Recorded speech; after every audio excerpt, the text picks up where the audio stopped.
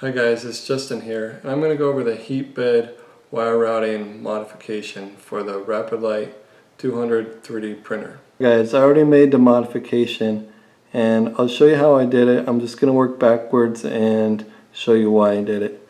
So this is the heat bed here, and when it's moved back and forth, I noticed these wires here that are soldered onto the heat bed kind of moving a little bit, which I believed over time could cause them to break off. So I used what existing stuff I had in the kit and was able to secure it a little better.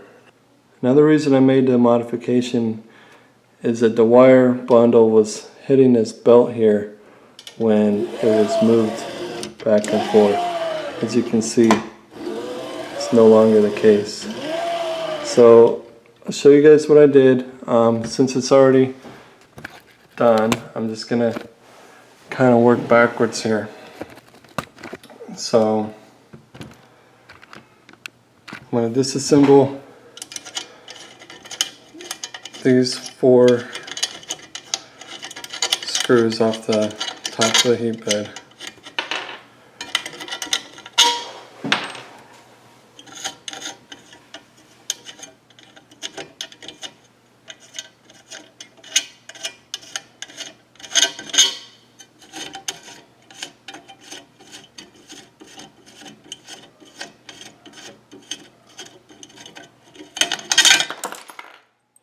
Okay.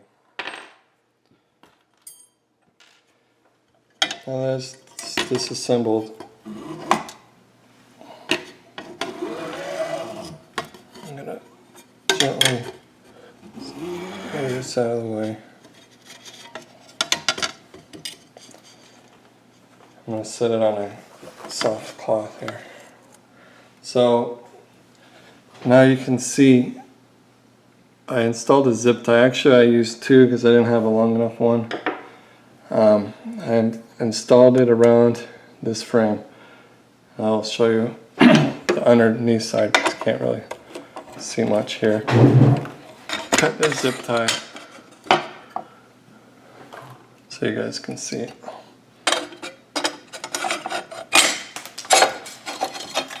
Okay.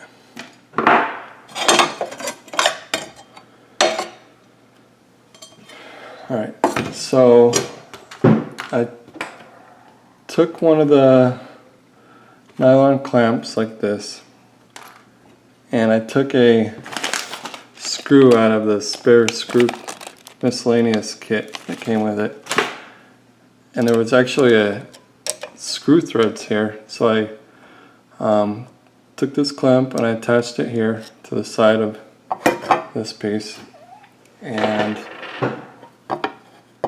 then I also